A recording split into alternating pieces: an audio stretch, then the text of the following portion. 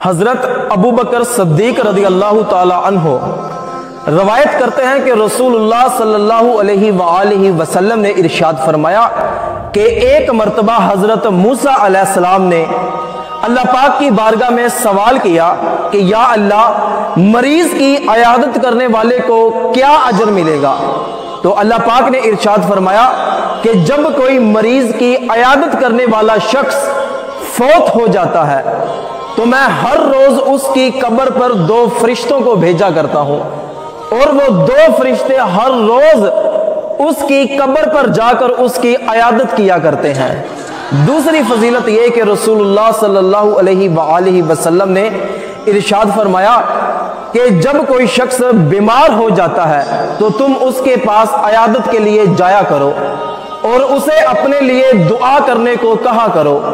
کیونکہ جب بیمار شخص اللہ پاک کی بارگاہ میں دعا مانگتا ہے تو اس کی دعا فرشتوں کی دعا کی طرح ہوتی ہے۔ تیسری فضیلت یہ کہ رسول اللہ صلی اللہ علیہ وآلہ وسلم نے ارشاد فرمایا کہ جب بندہ مومن اپنے کسی مسلمان بھائی کی عیادت کے لیے جاتا ہے تو واپس آنے تک گویا کہ وہ جنت کے باغوں کے پھل اکٹھے کرنے میں مصروف رہتا ہے۔ چوتھی فضیلت یہ کہ نبی پاک صلی اللہ علیہ وآلہ وسلم نے ارشاد فرمایا کہ جب کوئی مسلمان اپنے کسی مسلمان بھائی کی عیادت کے لیے جاتا ہے، اگر وہ شام کے وقت گیا تو صبح تک، اور اگر وہ صبح کے وقت گیا تو شام تک 70,000 فرشتے اس کے لیے دعائے مغفرت کیا کرتے ہیں۔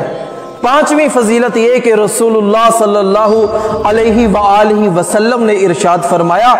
کہ جب بندہ مومن اپنے کسی مسلمان بھائی کی عیادت کے لیے جاتا ہے تو قیامت کے دن اللہ پاک اس کو جنت کے باغوں میں سے ایک باغ عطا فرمائے گا۔